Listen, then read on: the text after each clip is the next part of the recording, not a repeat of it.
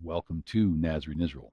I'm your host, Norman Willis, and in last week's Parasha study, Ki Tisa 2022, we asked the question, are we with Yahweh?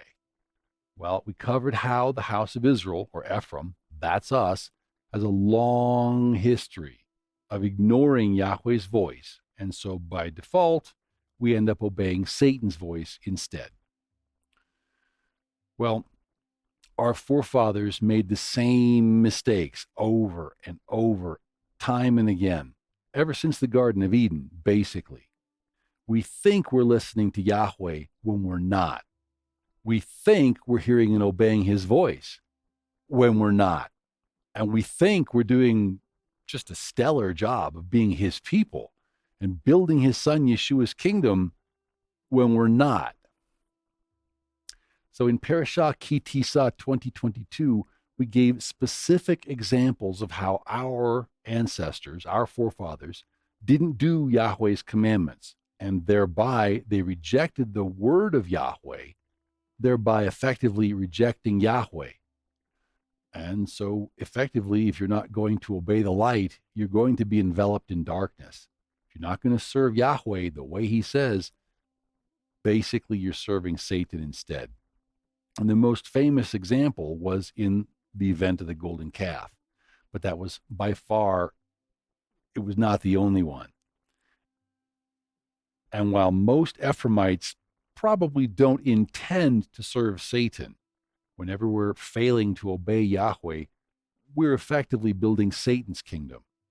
So that's what happens when we ignore or disobey Yahweh's voice, when we disobey or ignore Yahweh's commandments. By default, we're not building his kingdom, so whose kingdom are we building? And it's so easy for us today to sit back and read scripture and focus on our forefathers' sins. It's so easy for us to point the finger and say, ha, ha, ha, ha, look how disobedient our forefathers were. What's difficult is to have the spiritual maturity to say, wait a minute. All scripture that is inspired, comes from Yahweh, is given to us for instruction and for reproof, etc. So what we should be asking ourselves is, what are we supposed to be learning from all this? How can we learn from the mistakes of history so that we don't need to repeat them like our forefathers did? We might ask ourselves, how are we supposed to be shepherding and guiding our families today? We might say, what does this mean to me and my family in the decades ahead as we move further and further into the Great Tribulation? So rather than focus on our forefathers' sins, in this parasha, we'd like to ask the question, what is the root cause of Ephraim's continuing disobedience to Yahweh? Why do we continue to be so disobedient? And how can we prevent ourselves and our families from making the same awful kinds of mistakes today, which cost our people their lives? Please join us for Parasha Vayakhel-Pekudei 2022 as we examine the root cause of our disobedience to Yahweh, and as we determine what it means to truly love Yahweh and his son Yeshua. And if we'll do these things, it will avoid his coming wrath because of what our ancestors have done.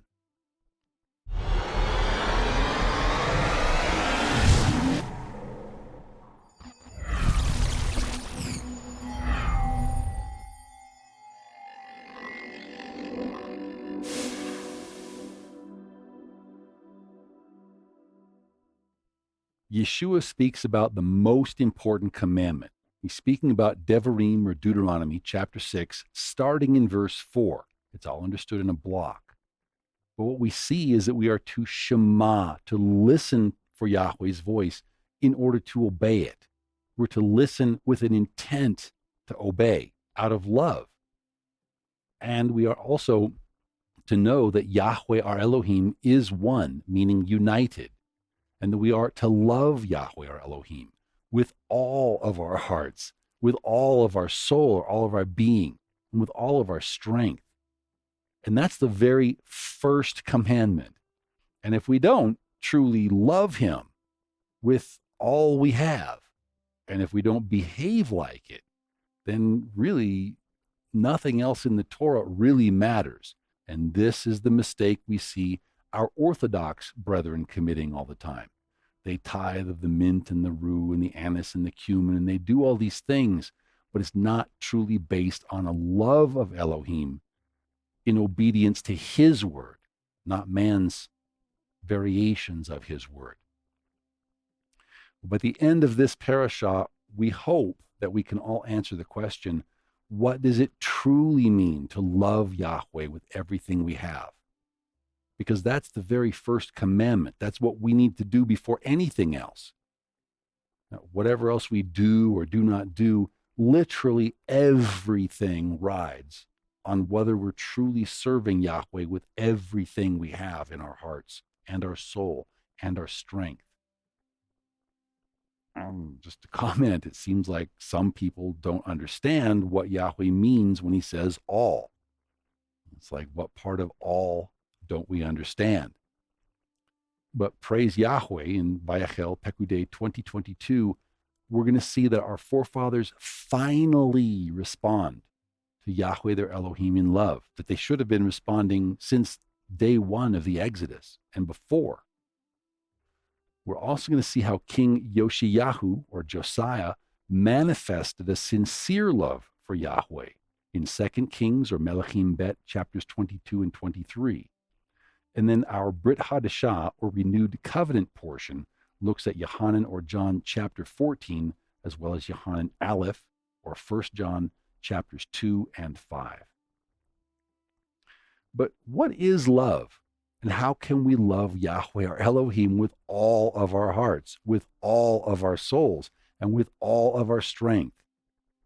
What does that look like? And what does that not look like? Well, just to say it, most of us who grew up in the ex-Christian West, we tend to grow up with some pretty mixed up ideas about what love is and is not, what love looks like. Western culture and Western television and media treats love like some kind of a ditch that you can fall into and out of, or it's some kind of bucket that someone pours on you from above. But that's not Yahweh. That's not Scripture's idea of love. Scripture's idea of love is that when you love someone, you take care of them. If you love your brother, you become your brother's keepers, so to speak. And it's not just all about us and what we want. No. That's one of the big mistakes they make in the ex-Christian West. It's all about them. You see a lot of messianics. It's all about them, really. They're still on the throne. Yeshua's washing their feet. What we're called to do, why he came for us, why he paid for us with the price, is he's giving us a mission, an opportunity to show our love for him by doing as he instructs. It's a very simple protocol. We have to do it with discipline. And if we will do it with discipline out of love for him, it will establish Yeshua's literal, spiritual, global government. And it will establish a land and a system of governance that actually works because it's run by faithful believers who love Elohim and they fear his word and they want to serve. And that's the only way a spiritual global government can work, because that's the only thing Elohim will bless, is because he wants us to serve. He wants us to have servants' hearts. He chose King David for his servant's heart. So why should he bless anything else? We need to develop servants' hearts. But the beauty of this whole thing is, if we will truly love him, and if we will truly put him and his son's kingdom first, if we will truly seek first the kingdom of Elohim and his righteousness, then everything else will flow from that, and we will receive such blessings, like the blessings King David received for obedience. That can be ours. We just have to choose to obey. If we will seek first the kingdom of Elohim and his righteousness, meaning that we learn to walk in all his ways. We learn to walk just as Yeshua walked. then all of the blessings will be put on us. All we have to do, he made us, he paid for us all over again. He invites us to learn the discipline of walking as his bride. All we have to do is hear his voice and do what he says and follow his written word, because again, that's just doing what he says. He just wants us to pay attention to him, listen to him, and take care to do what he says. It couldn't be simpler. It's like painting by numbers, you know. But the problem is, in the West, the concept of taking personal responsibility for ourselves and our actions, it's treated like it's old-fashioned. It's kind of like taking responsibility for our words and our promises is kind of an old-fashioned concept, but it's nonetheless 100% scriptural. Millions of people claim to fall in love every day all over the world. Teenagers have an experience where they feel all the fluttery emotions and hormones inside about another person, which is basically just the hormones talking. And there's a common misperception that when another person makes us feel good, then that is love because we feel good. So that's supposedly love. That's what the West, that's what the media teaches as love. But that obviously doesn't work. That's not Yahweh's model. And if we get the definition of love wrong, then how can we know how to love Yahweh? How can we know how to treat him the way he wants us to treat him, the way he created us to treat him, to serve him? So one time I was counseling a Messianic sister and her Messianic teenage daughter. This was years ago.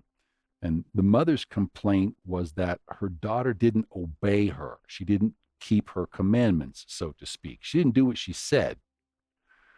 So we had a big discussion, and basically the problem is just like every other problem. The daughter thought that she loved her mother, but she didn't, because she confused her feeling of her mother's love for her. Her mother's love felt very good, so she felt her mother's love for her. She confused that with what should have been her love. So we're talking with her and saying, well, the problem, sister, is that you don't love your mom because you don't obey your mom. And she says, oh, no. I know I love my mom. It's like I can't tell her what emotions she thinks she's having, right? Okay, well, fair enough. But her mom comes back and says, no, sweetheart, you feel my love for you. She says, if you loved me, you would obey me. And you'd trust that Yahweh's put me over you to show you and instruct you and to guide you and raise you in his ways. But you don't think anything about, I'm paraphrasing, but you don't think anything about that because you feel my love for you. And because you feel my love for you, you think you love me. Doesn't this sound familiar? This is what Yeshua tells us to do if we love him. Keep his commandments. And isn't that Ephraim's problem exactly? When children are born, their parents have the duty to take care of them. As parents, you have to feed them, you have to clothe them, you have to clean them, clean up after them, you have to bathe them, you have to try to keep them not too hot and not too cold, but just right. And you have to clothe them and house them and take care of them and provide for them. Try to give them the right upbringing, try to raise them in all of Elohim's ways, and hopefully try to impart the wisdom and the other things that are needed to survive and thrive in the modern world, hopefully in the spiritual as well as in the natural. But it doesn't always happen that way, does it? A lot of things can go wrong. Some of us have a very hard walk, a very hard row to hoe, as they say. But, you give children, at least in a normal scenario, you give children what they need. And as they get older, they can begin helping out around the house. First, they can clothe themselves, and then they can go to the bathroom themselves. They can pick up their toys, and then they can pick up their rooms. They can start helping out around the house. This is part of the weaning process, teaching them to behave like young adults and not just letting them grow up wild like in the modern culture. They can help. This is part of a normal family cycle. They need to help. They need to develop a heart to help because they love the family. Therefore, they obey the head of the house's commandments by taking out the trash or cleaning up whatever.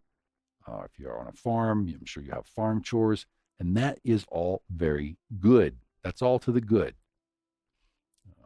Children do need some time, perhaps, to play, but they are in training to become young adults. And how can they know how to survive in the real world if they don't have to experience real world responsibilities? And if they don't have to contribute to the benefit of the family in the real world? How can they understand the give and take relationship? You end up with the kind of things that Yahweh talks about Esau, where people are so very proud and they're so independent and they are their own sovereigns, these kinds of things. So, how will our children fit into any company? How will they work? How will they fit? How will they function in life if they don't have experience first in making sure that they are benefiting the whole? So, we can't, you know, there is love, but what is love? It's not just some warm, fuzzy, good feeling that comes whenever another person serves our needs. We feel Elohim's love for us because he created us, he provides for us, he gives us everything. So what happens sometimes in the West is for teenagers, you get a couple of young people together, the hormones start flowing, big difference. Basically, they want to mate and they have a lot of energy because they're young. And what you see a lot in modern popular culture is that the two youngins feel or think that the union could serve both of their needs, and so they call it love. And the thing is, we and our forefathers entered into a contractual relationship back at Mount Sinai. We said we would uphold our part of the marital covenant of the ketubah. So if we're not doing it, how can we say that we are his obedient, faithful servants? We can't. It has to serve more than just our needs. If you love your spouse, you understand you have to take care of your spouse's needs also. Uh, how are we treating Yahweh? Do we treat Yahweh as if we love Yahweh? There's also such a thing as a marriage of convenience. Sometimes you see couples, they get together. I've seen messianic couples. You can tell the way they talk, the way they behave toward each other, they don't have any real love toward their partner. This feeling that someone's supposed to pour out a bucket of love on you, or you're going to fall in a ditch called love. You can't avoid it. And if that doesn't happen, well, then there's no love. We have how many Ephraimites do we have? They don't truly know what love is. How many people have we seen? They just using each other mutually. Very common in some circles. But isn't real, true love supposed to be a whole lot more than that? Isn't it supposed to be a real two-way relationship where the people are supposed to be there for each other and they're supposed to be there to help bear one another's burdens and to help one another and to encourage each other on with psalms and spiritual songs? Isn't that what Scripture says to do? Well, what if someone told you that they loved you and they wanted to marry you, but that other person never took any thought whatsoever about what you wanted? It never occurred to them one single time to ask you what your desires were. Or maybe they asked you once or twice, but it's not, they don't care. Or what if that person never asked you how you felt? They never, but they want to marry you.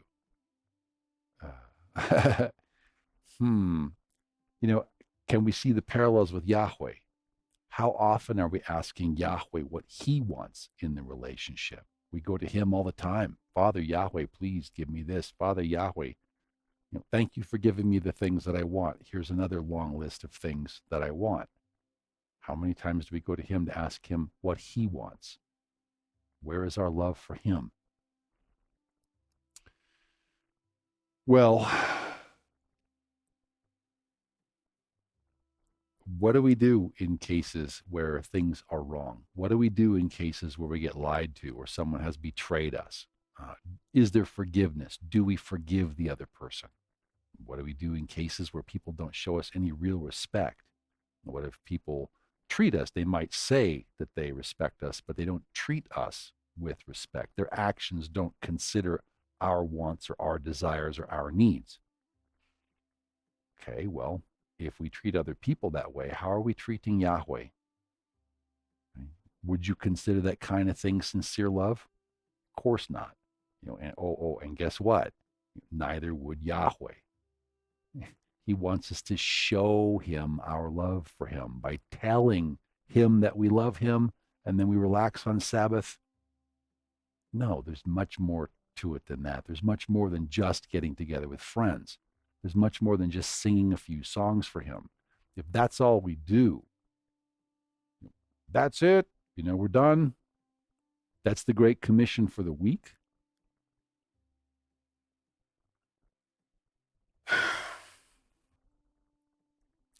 Brothers, this is the kind of thing that everyone knows. It's like real love requires sacrifice. Real love requires basically giving up your time to do something that you want, so you can make a sacrifice of your time and perhaps your money, your energy, your effort for the benefit of the other person. So are we considering Yahweh in this way? We were bought as slaves with a price. It's our duty to serve our master. Are we doing that without thought of compensation for ourselves? We're just supposed to serve. And if we're not just doing that and trusting in him to provide for us what's best for us, then how are we serving him? How are we loving him? We pray for Yahweh to bring the kingdom of heaven down to earth and to establish his kingdom here on earth. Do we understand he wants us to be the agents of it? We want him to establish his righteousness here on this earth. Well, the thing is, when we will do what he instructs, when we will obey the fivefold ministry protocol, it will happen. He instructs us to take action. He instructs us to listen and obey. He instructs us to listen diligently for his voice and do everything he says with zeal. Brothers, do we do that? We're coming into the tribulation times. In the ancient Hebrew wedding, when a bride goes to join her husband's house, she basically quits her old life in her biological father and mother's house, just like Israel left Egypt. And then she's literally carried aloft to go to her husband's house. And now she helps her husband, who's taking place in the greater extended household of his father, and she helps him to build his father's house. So if that's a bride's role in the ancient Hebrew model and we want to be his bride, isn't that a no-brainer? And if we want to be Yeshua's bride, doesn't that mean we have to leave behind our old life in the world and to cleanse ourselves from all those nasty things, from seeking after our own will, seeking after our own desires, after the aimless will and the aimless desires of our forefathers? Do we have to forget seeking pleasure in the world, going to cafes, taking in movies, football games, t-ball, all these kind of things that don't actually build a kingdom for Elohim? We only have so much time in a day. How much time are we dedicating to these things and we're not dedicating to those things? And yet we say we love Yahweh with all of our heart, with all of our soul, and all of our strength. He's just asking us to do some things that any husband would want his bride to do. He would want his bride to listen for what he asks for and help him with it as best as she can. If we love our spouses, don't we find out what they want and then consider deeply what they want and how to fit it into Yahweh's plan? And once we know what they want, if we love our spouse, don't we take action to help them get what they want? And if so, again, how are we treating Yahweh? For real. Today is the day of salvation. How are we treating Yahweh? How did we treat Yahweh this week? And brothers, just speaking honestly before Yahweh, if we love our spouses or our children or our parents, aren't we typically willing to sacrifice of our time and our money to help them get the things that they want? We give of our life, our resources, our time, and our energy. Well, what about Yahweh? If he's first, and doesn't Yahweh want us to restore that intimate relationship that we had with him in the garden before the fall? Doesn't he want us to improve our characters to show that we're worthy of his trust and his faithfulness? So shouldn't we do what he says? Shouldn't we hear his voice? Shouldn't we be diligent to obey it? You know, how many times do we read his word and not want to do it? And we're going to stand before his throne. He's going to ask us, did you read my word? We're going to say yes. He's going to say, did you do what I said? Brothers, sisters, this day will come for each and every one of us. I don't know exactly what words he will use, but this kind of confrontation will come with each and every one of the day of reckoning, like the parable of the minas. A day of reckoning, a day of accounting will come. So, as it says in Yoshiyahu or Matthew chapter 12 and verse 33, Yeshua says, a tree is known by its fruit.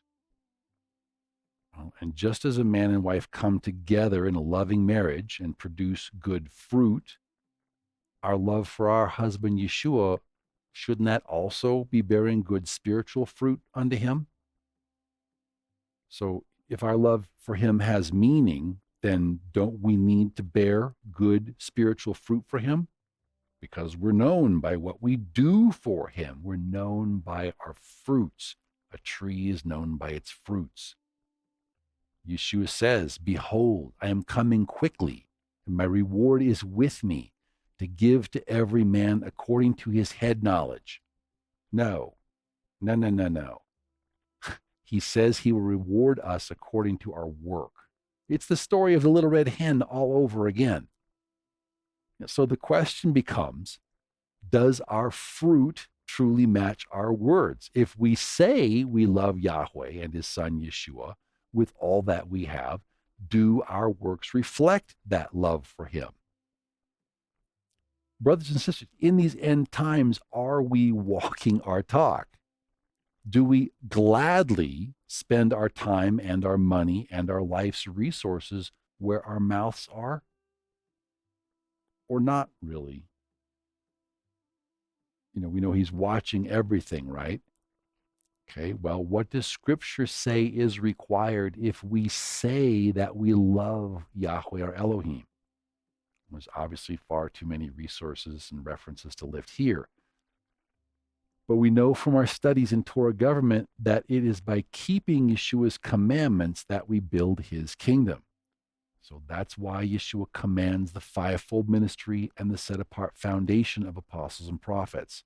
Okay, these two protocols are necessary to establish a single unified kingdom for him, so that he ends up with the kingdom built the way he says to do it, just like our forefathers were always supposed to build the tabernacle just exactly a certain way, according to the pattern that was shown to us on the mountain.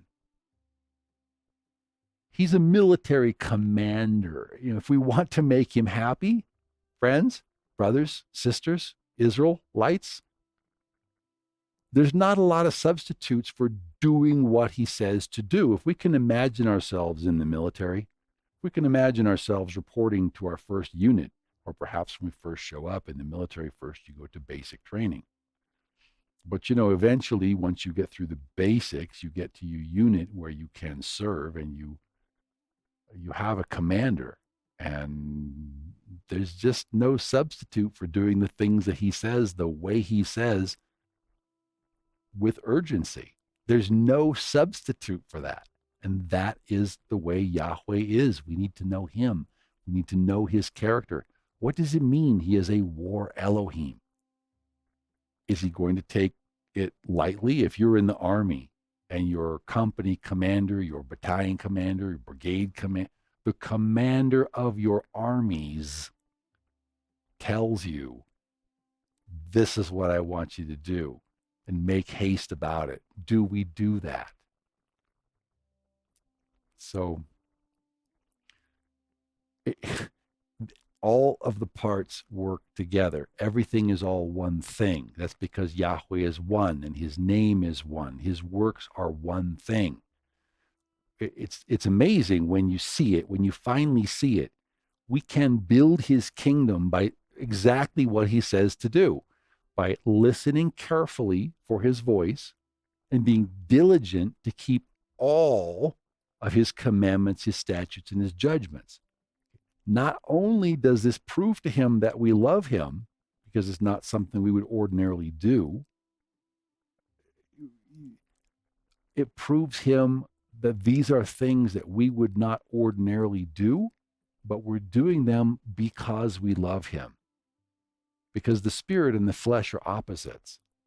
And there are pages worth of witnesses to all this. You know, a lot of believers can't seem to find them, but there are pages worth of witnesses to all this. So later in the Parasha series, we're going to come to Devarim, or Deuteronomy chapter 11 and verse 1, where Yahweh is going to command us to love our Elohim and keep his charge, special word charge, and his statutes and his judgments and his commandments always. Well, what is his charge? So Yahweh tells our forefathers that we are always supposed to keep his charge. His charge is a special term. We'll talk about that when we get to Deuteronomy chapter 11. But in Hebrew, the charge is Strong's Hebrew number 4931, mishmeret. And if you want to feel shame as an Ephraimite, here's a good place to feel it. Now, mishmeret is a feminine of 4929, meaning to watch. So we look up the feminine of 4929 because we like to do that kind of thing. And we see this mishmar, which refers to a guard.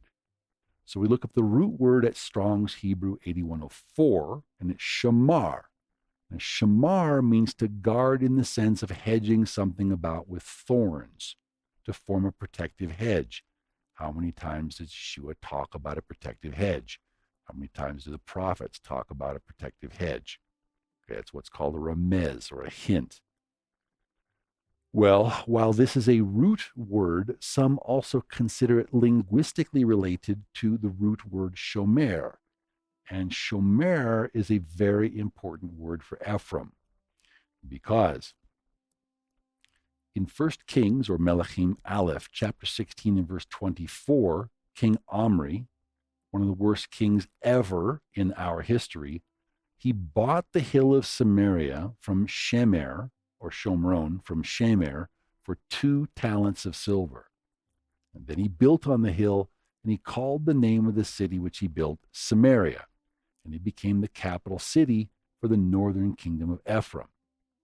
Okay, so Samaria represents us. Okay, so now, very important word for us, Samaria. If we look up this word Samaria in Strong's Hebrew Concordance, it's Hebrew number 8111, Shomron.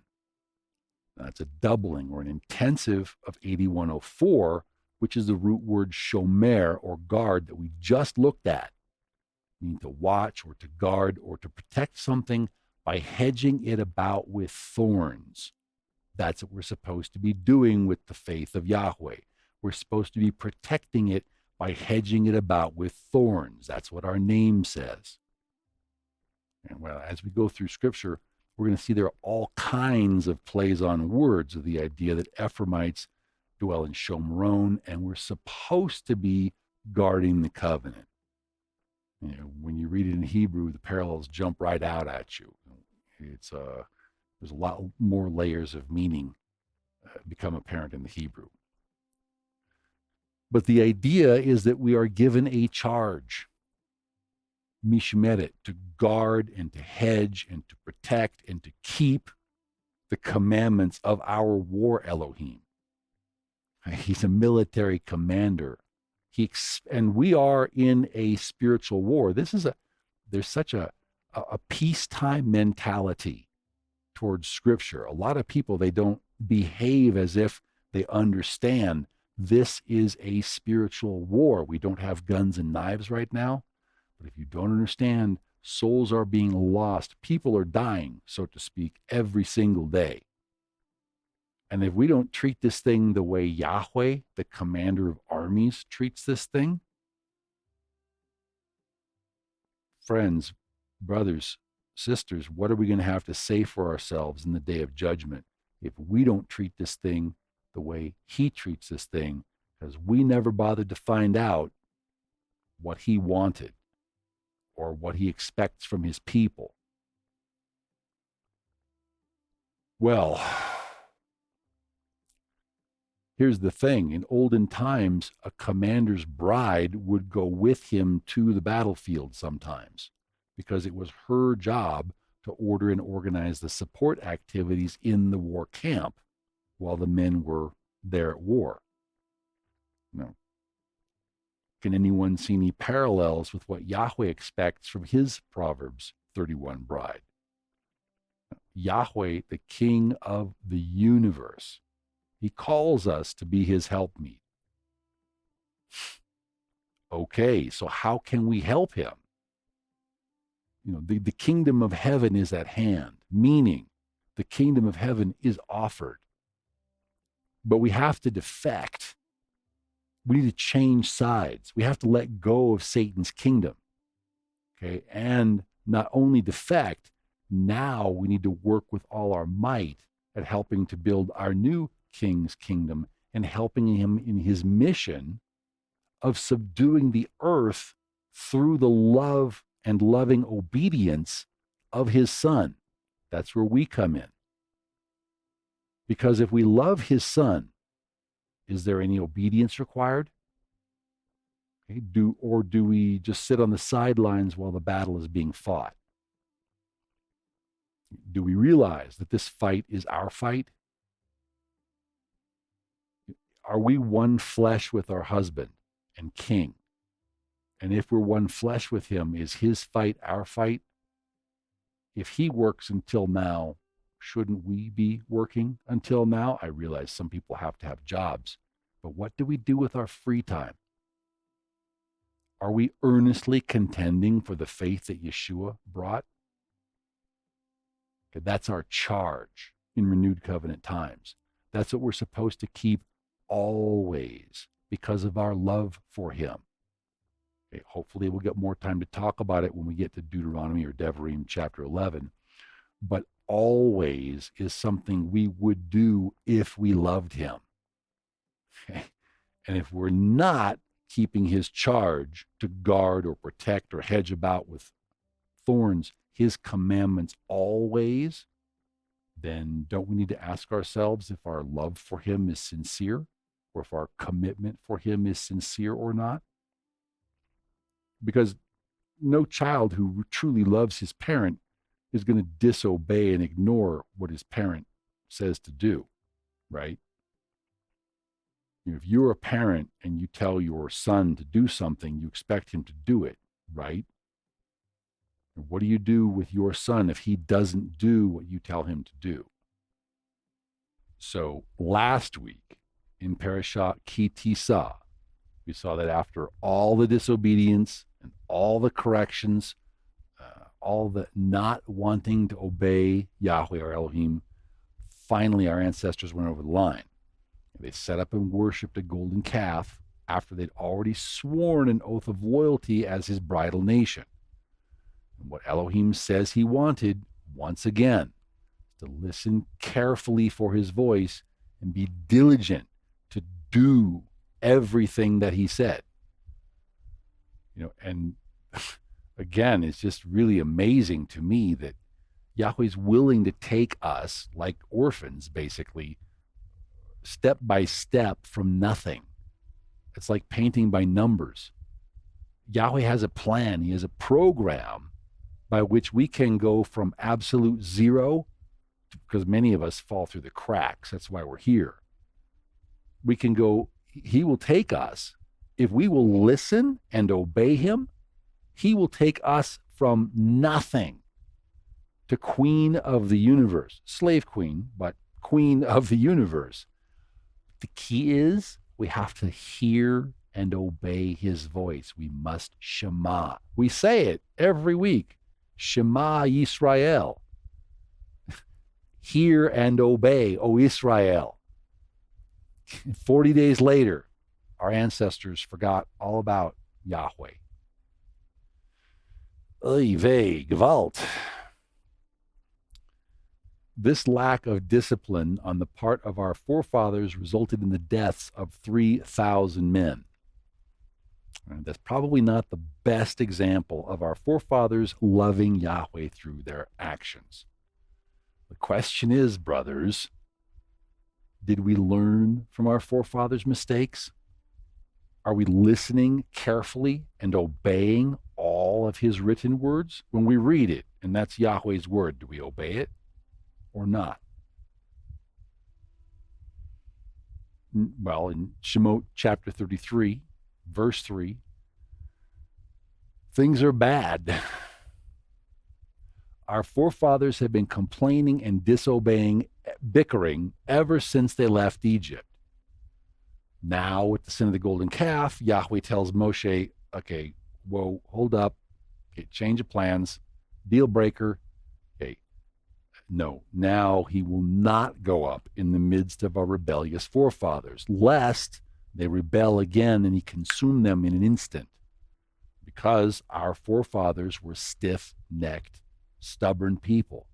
And that's the opposite of what he wants. And it's so bad after the incident of the golden calf, Yahweh says he won't even come into the midst of the camp of Israel anymore. Well, we'll see in the narrative, Moshe has to move his tent outside the camp. And so now they called it the tent of meeting, or the Ohel Moed, because that's where Moshe would meet with Yahweh, is in the Ohel Moed. Then verse 15, Moshe is pleading with Yahweh that if his presence or his Shekinah glory, if Yahweh won't send his presence or his Shekinah with them, please don't send them, because then they're going to be separated from Yahweh. And how are they going to make it separated from Yahweh? Brothers and sisters, how are we going to make it separated from Yahweh? Do we have Yahweh's presence? Do we have the indwelling of Yeshua's spirit 24/7? Do we have a living indwelling relationship with Yeshua, abiding in him and him in us, him in the Father and the Father in him? Or do we not have that relationship, and so we will be cut off and burned in the fires of the tribulation? Well, Yahweh grants that because Moshe is so humble and so obedient, and he's such a good servant, Yahweh is going to grant him his request, and that's because Yahweh knows Moshe by name. Okay, they have a close indwelling relationship. Do we?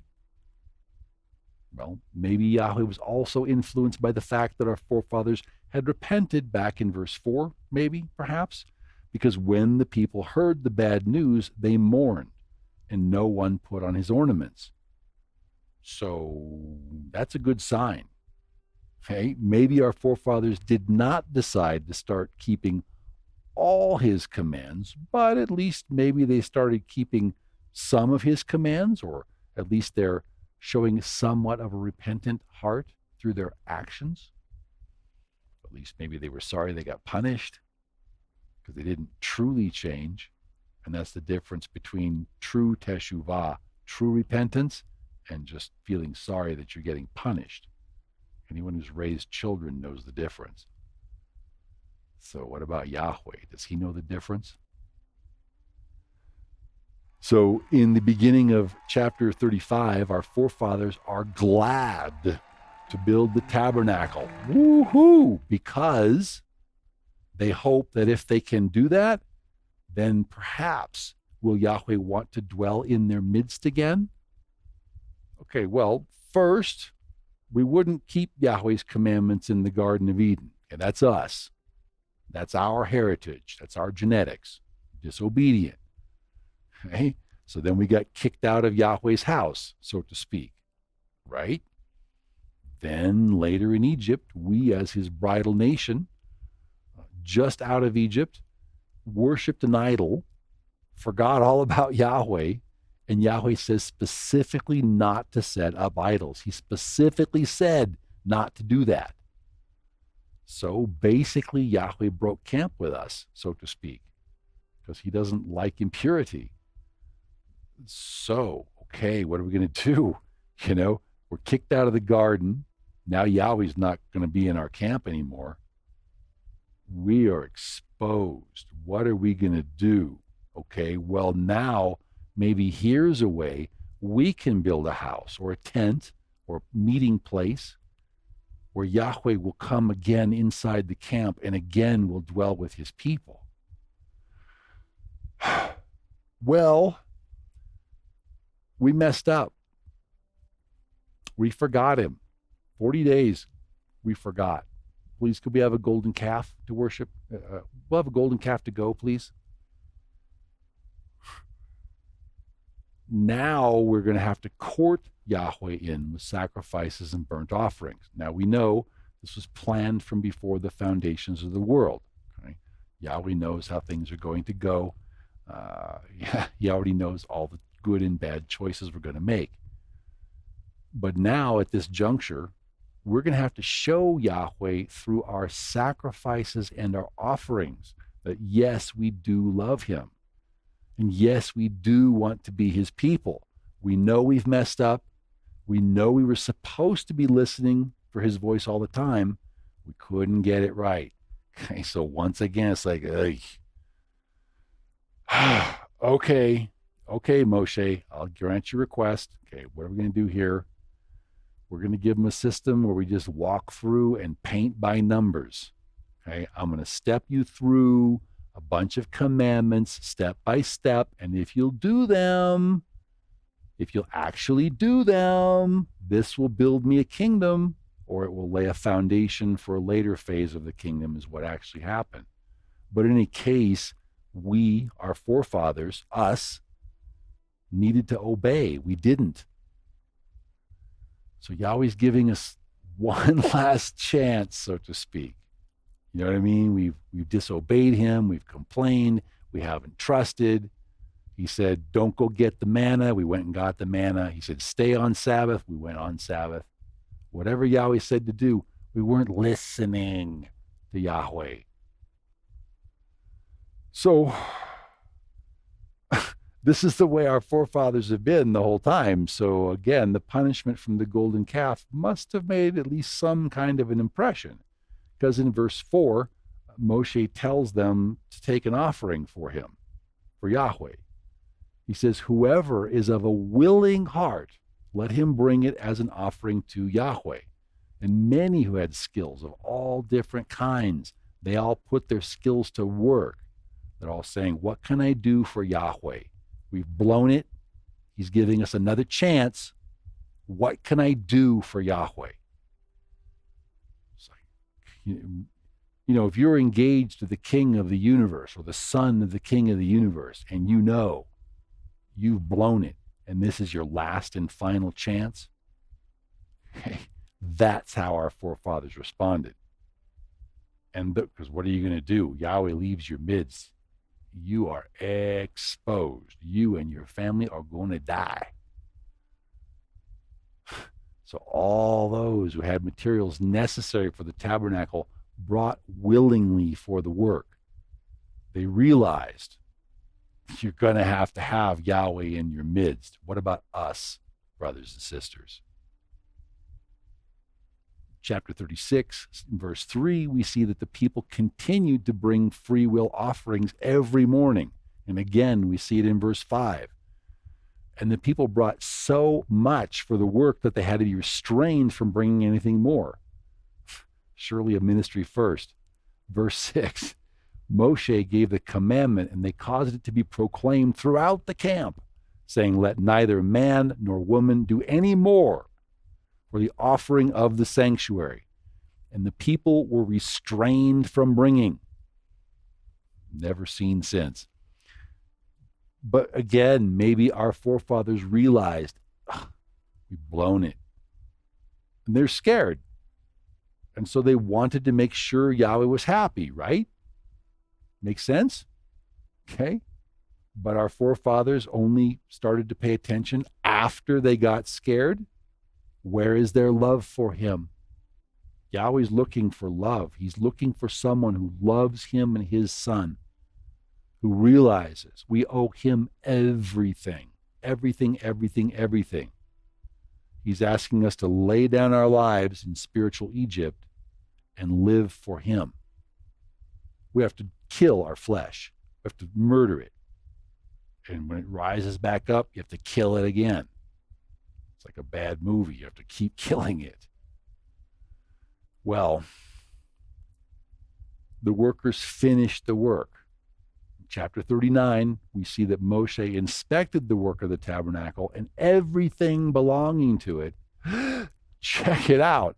Moshe saw that the children of Israel had done all the work exactly as Yahweh had commanded for it to be done. Can you believe it?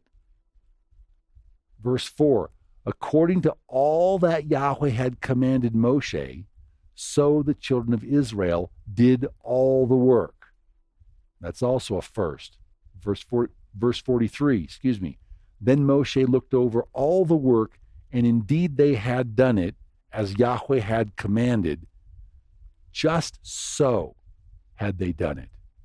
And Moshe blessed them. Wow. You mean our forefathers got one right?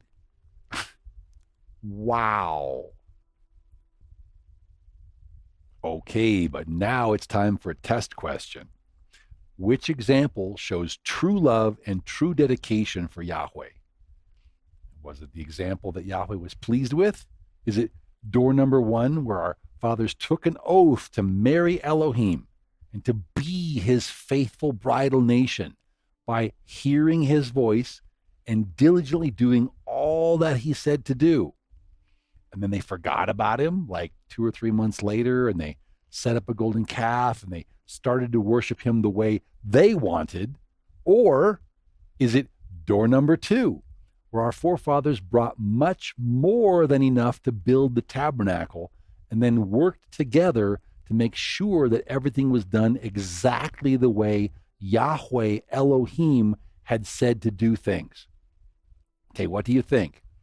Okay, who said door number 1? Put your hands way up high so everyone can see you. Okay, okay, I hope nobody answered A, okay? Now, okay, who said door number 2? Okay, put your hands way up high. Okay, yay! Okay, good job. Okay, door number 2 is correct. Door number 2 it is. Okay, I know. It seems like a really easy test question, right? Okay? But so then how come most of us in Ephraim seem to be getting it wrong today, every single day of our lives? Why are we not taking extreme care to come together to make sure that we do all the things that Elohim's word says, especially when we know that our lives depend on it? Surviving the tribulation depends on it. Why does it always seem like it takes punishment before we learn to obey him? I mean, really, doesn't it seem like we always need punishing first before we as a house, before we as a people will take him seriously and come together in the right order that he wants? Why do we have to be punished? Isn't the kind of willingness to obey him eagerly, voluntarily, listening carefully for what he wants, and then hastening to do all that he said to do, and being diligent to do things the way he said to do it? He's the design engineer. He's the script writer. He knows everything. He designed this whole program. His son Yeshua came to give us a 5-fold ministry protocol. and to tell us to unify on a single foundation of apostles and prophets. He gave us two very simple protocols to follow, and there's some other specific performance points. And if we will just follow with discipline those two protocols,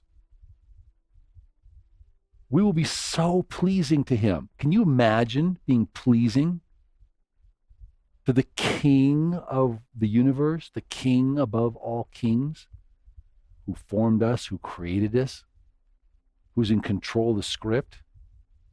We're like pixels on the screen to him. How can we not do exactly what he says he wants us to do if we trust him, if we have faith in him? Do we trust him? Do we have faith that he will obey and perform his word? Do we have trust in him that he is in charge of all things, and that we will do what he says, that he will bless us?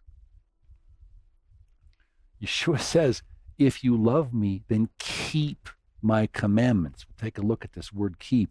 It's the word shomer, to guard. Take a look at that. But why, brothers, why does it seem so hard for us and our forefathers to accept that we just need to submit to Yahweh? This is the command, to be immersed, to die to our old flesh, to put the old flesh to death, and be raised in newness of Yeshua's life, and then be filled with his Spirit, to ask his Spirit in every single day, so that we can then walk according to his Spirit, to make sure we don't quench his Spirit, chasing after the things of the world, T-ball, a new car, a newer house, things of the world. Why is this such a problem for our forefathers? It's our genetics. Is it the fact that we're half Egyptian? We blame it on Asenath? Or what's wrong with us, brothers, that we don't do the things Yahweh says to do until after we are punished? We keep saying it again and again, hoping someone will hear. Okay, this time, the first time we would leave Egypt and people were punished and would die and the children made it through. This time, the children will not make it through if they're not walking correctly. He wants a relationship. He wants a love relationship. Husbands, can you imagine if you were on war campaign and your wife could come with you, all the things she could do to support you in the old style army camp where you had a support camp activity? And wouldn't we want, we know it's wartime. We're called to war, spiritual war, brothers. Wouldn't our commander and king want us to do it with a cheerful, willing heart, knowing that we're there, helping him on campaign? We're helping him build his kingdom. He also is working hard. That's what he calls real love for him, is doing things that aren't easy, but we know he wants them.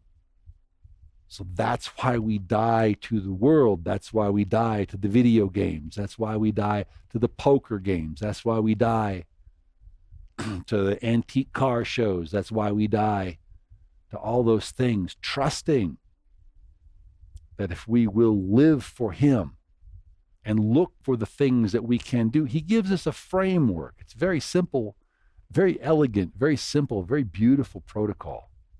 He gives us a framework, a Melchizedekian order that we can plug ourselves into. And the more and better we serve,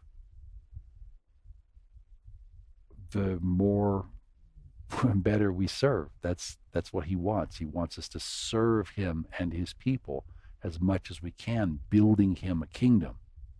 And this is something anyone can do. You don't have to be a brain surgeon. Okay? I'm mildly autistic, and I've had a closed head injury. I've had to relearn to do many things in my life. Okay? It's not rocket science. If I can do it with a head injury, Anyone can do it.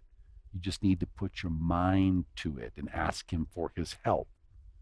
When we're in Yeshua, we can do all things through Messiah Yeshua, who will strengthen us. His dad's the script writer. He can do that. So in the Haftarah prophetic portion, we're going to see a wonderful example of someone who loves Yahweh. Okay, we're going to look to the southern kingdom of Judah. We wish it was an Ephraimite example. The Ephraimite kings weren't uniformly horrible, but they weren't great. The Jewish kings were far and away much better kings. They would listen for what Yahweh wanted. They would inquire of Yahweh what he wanted. Ephraim would always make up his own idea, his own mind about how he wanted to serve Yahweh, and then he would go off and start doing what he wanted to do and then ask Yahweh to bless that. As opposed to what Judah would do, they would go to Yahweh and inquire. Let's take a look. Okay, so here we have King Josiah, or Yoshiyahu. He's the king of the southern kingdom of Judah, and he loved Yahweh. And the reason we know is because it showed. We see the fruits of his love for Yahweh. We see the righteous acts. We see the righteousness of King Yoshiyahu. 2 Kings, or Melachim Bet, chapter 22, starting in verse 2, it says that King Yoshiyahu did what was right in the sight of Yahweh and walked in all the ways of his father David. Wow. He did not turn aside either to the right hand or to the left. Wow. Okay, that's exactly what we all need to do, right? If we want to be in Yahweh's favor, like King Yoshiyahu. Do you know what I mean? Okay, well, what's so amazing is to realize that Yoshiyahu he was not raised in Torah. His forefathers were very bad kings. His great-grandfather, I believe Hezekiah, don't quote me on that, he was a good king. But Yoshiyahu himself didn't get raised with the Torah. His grandfather, King Manasseh, was bad, and his father, King Ammon, was also bad. It was only after they found the book of the law in the temple. Oh, looky here. Oh, what's this? Oh, well, oh, it's a book. Oh, what does it say? Okay, this is the temple. And they realized that the book had been neglected. What was your first clue? Okay, because no one had even known it was there, let alone that they needed to be obeying it. Okay, what kind of upbringing did King Yoshiyahu have? Okay, but take a look at what he does. Okay, so they brought the Torah scroll, the book of the Torah, to King Yoshiyahu, because obviously it affects the king. He's responsible for the nation in the temporal sense, so he should know about it, right? Okay, well, in verse 11, it says that King Yoshiyahu heard the words of the book of the Torah, probably for the very first time. He believed what Yahweh said. The very first time he heard the message, he tore his clothes and he wept before Yahweh. Why?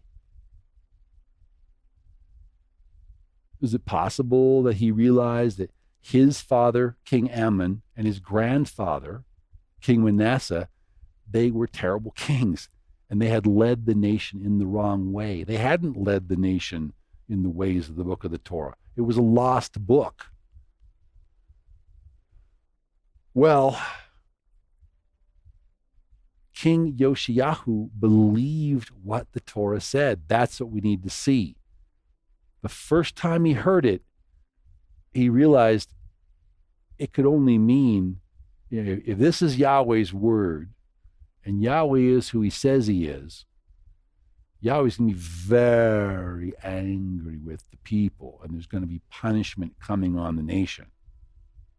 He understood this the very first time, that if we don't obey Yahweh's commandments, there's going to be a terrible price for us and our families to pay. He was grieved so much by what he realized was going to be coming upon the nation that he wept before Yahweh. Notice the difference. It wasn't just, oh, hey, check out this here book. Let's all sit around together in someone's house and read this book together on Shabbat. Hey, and then we'll be eating some food and breaking some bread and sing some songs. Hey, then we'll be really faithful. No. He could have done that, but what did he do? Okay, a faithful king who loves Yahweh, what did he do? Okay. King Yoshiyahu took action to clean up the nation of Judah. Okay, he acted to clean up his own backyard, so to speak, to clean up his own house. Okay, so here King Yoshiyahu is pleading with Yahweh. And in verse 19, Yahweh said that he was pleased with Melech, or King Yoshiyahu, because his heart was tender, because he'd humbled himself before him. So Melech Yoshiyahu had trembled at Yahweh's word the very first time he heard it. He showed good fruits. He tore his clothes. He wept. He sent to inquire of Yahweh. All of these good fruits of repentance showed Yahweh that Yoshiyahu believed him. He wanted to do what was pleasing in Yahweh's sight. Verse 20, Yahweh says, because Yoshiyahu had acted out his love for Yahweh, because he had done the right thing, he himself would go to his grave in peace. His eyes would not see the calamity that Yahweh would bring on Yehudah and Jerusalem, because he had humbled himself and wanted to do what Yahweh thought was right. You know, if we think about it, Yoshiyahu could have stopped right there. Yahweh had already said, Yahweh had already promised him that he'd go to his grave in peace. So he's good. Check. He's pretty much covered, right? Okay, but this righteous Jewish king, he didn't stop at good. He didn't let good get in the way of better, and he didn't let better get in the way of best. He went for gold, so to speak. It wasn't like, oh, whew, that checks my block. I'm good. Woohoo! You know, partay at my friend's house. It was more, what more can I do for Yahweh? What more can I do for him? Like his father, David, Yoshiyahu hastened to do all that he could for Yahweh. Notice, chapter 23, Yoshiyahu took action to correct things. He heard the word one time, and he made big changes throughout all of his house. Granted, he's the king, right? Okay, but the point is, he cleaned up everything that was under his authority. Right? He fixed up everything that he could in his house, so to speak, so that the word of Yahweh would be 100% completely done on his watch, in everything under his control. Brothers, do we do that? Okay, Melech Yoshiyahu sent to gather all the elders of Yehudah and Jerusalem together to him. Then Melech Yoshiyahu read the book of the covenant in front of all the priests and the prophets and all the people, both small and great. Then Melech Yoshiyahu made a covenant before Yahweh so that the people would be responsible to do their parts. He covenanted that the whole nation would follow Yahweh and shomer, or guard, all of Yahweh's commandments, his testimonies, his statutes, and he would do it with all of his heart and all of his soul, and perform all of the words of Yahweh's covenant. Basically, the head of the house, led his people by example, and therefore the people also took a stand for the covenant. So someone in a leadership position can make a huge difference.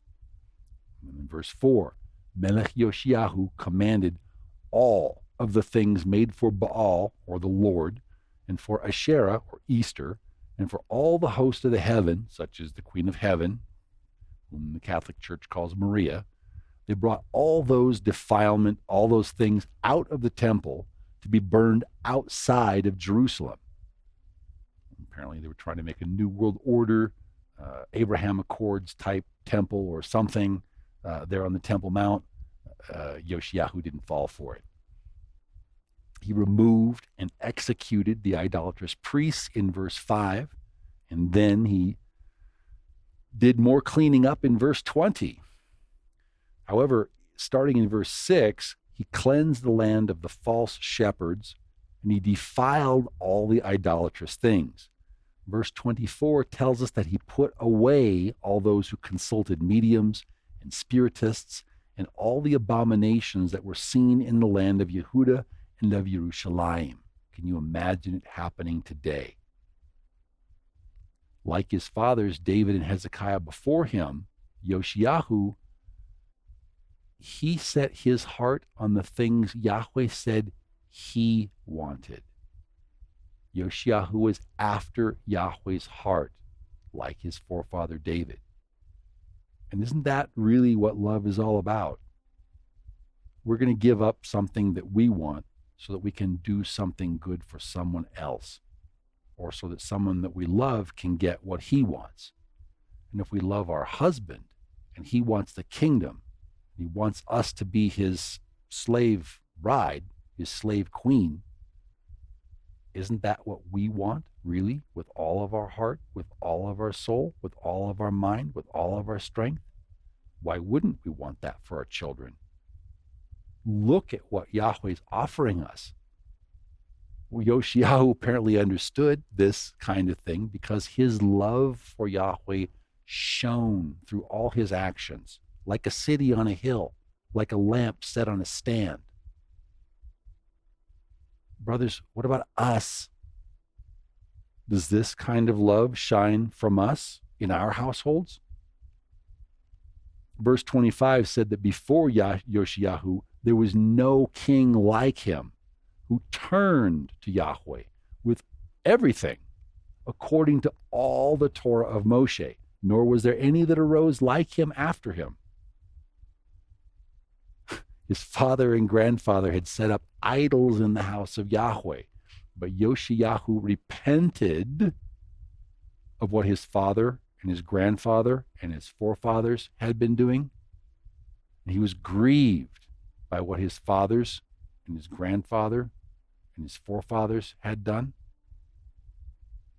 So he did everything he could, everything in his power, to make the kingdom look like Yahweh said he wanted. And isn't that what we're supposed to be doing for Yeshua? In the renewed covenant, in Yohanan or John chapter 14, in verse 21, Yeshua says that who keeps or guards, he who will shomer his commandments, that's the one who loves him. And let's remember, as we saw a few parashot ago, Yeshua is the one that Yahweh sent as his angel or his messenger before him. Yeshua is the one who brought us all through the wilderness. He is the one who gave us the commandments. And he says that he who keeps his commandments, that's the one who loves him. It just means that we just have to keep or guard or shomer all of his commandments, just like King Yoshiyahu did. So do we have the same heart as David, Yoshiyahu? Are we cleaning up our own houses? Are we cleaning up everything under our authority? You know, we will be held accountable for everything that we know, right? So again, I don't know how it's going to happen, but Yahweh's going to say, did you read my book? Did you do everything me and my son said? Verses 23 and 24, Yeshua says again that those who keep, shomer, guard his word, those are the ones who love him. And he says, those who do not keep his words, those do not love him. It seems pretty clear. Is what part of love him and not love him do we not understand? Yochanan Aleph, or 1 John chapter 2, starting in verse 4, says, by this we know that we love him, if we keep his commandments. Let's read that again. Okay, doesn't this mean that we can get to know him by keeping his commandments? So if we keep his commandments, doesn't that show love for him? And doesn't he then perhaps reveal more of himself to us? Have we ever heard the saying that we don't get more until we already do what we know? It's kind of like you don't get more food until you clean your plate. And wouldn't that be nice to get to know him? Isn't that really what it's all about? It's developing a divine relationship with him while we're still here on this earth. Forsaking, giving up, abandoning the things of the world and of Satan's kingdom in Egypt, so that we can show him our love by helping him to get what he wants. And when the King of the universe has chosen us for his bride, are you kidding? Can you imagine the queen of the universe, or Yeshua's bride? Can we imagine how wonderful that's going to be?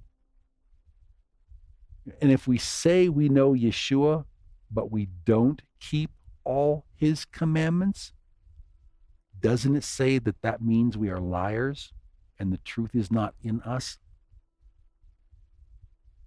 Verse 5 tells us that whoever guards or keeps his word, whoever from Samaria will shomer his word. Truly, the love of Elohim is perfected in him. Doesn't that mean the love of Elohim is perfected in whoever guards or keeps all of his word? The shomronim, the guardians, the watchmen. This is how we know that we're in him, is that we are keeping his word, because we die to ourselves and now we live to him. We put off the old man of sin and now there's room to be filled with his spirit. And because we are filled with his spirit, and because we ask him every day, please to send his spirit anew. Please don't let us quench your spirit, Father Yahweh. Don't let us quench your son's spirit. We know we were bought with a price. We know we need to be keeping your commandments. We know you are not fooled. We know you are not mocked. You will not be fooled in that day when your son comes back home. We fear you like we should, and that's why we're gladly keeping your commandments, because we fear you and because we love you. For ideally love. First time, people need to learn to obey out of fear. We don't have proper fear. Solomon says that the fear of Yahweh is the beginning of wisdom.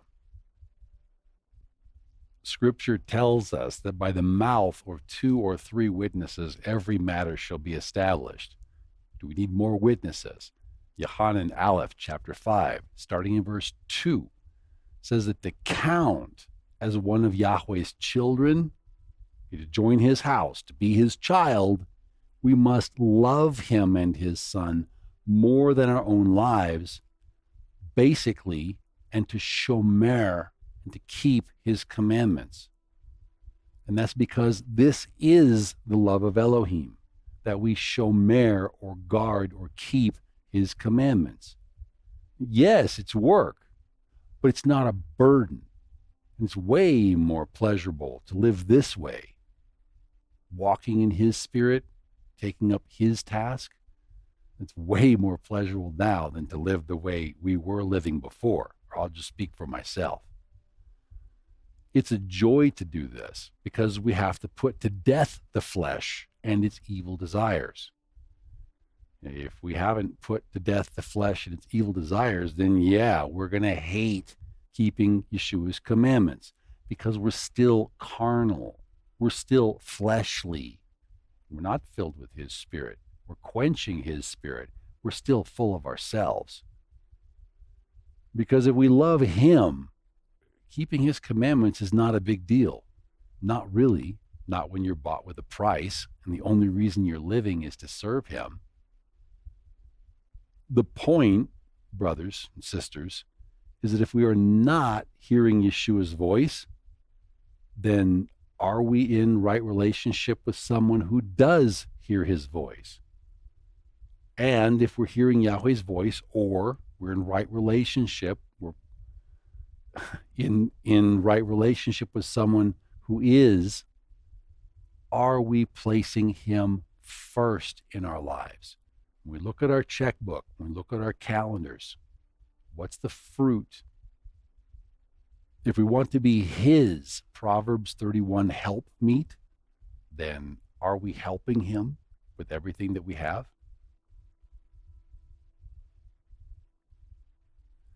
Or is it perhaps like with a lot of people, it's just all about us.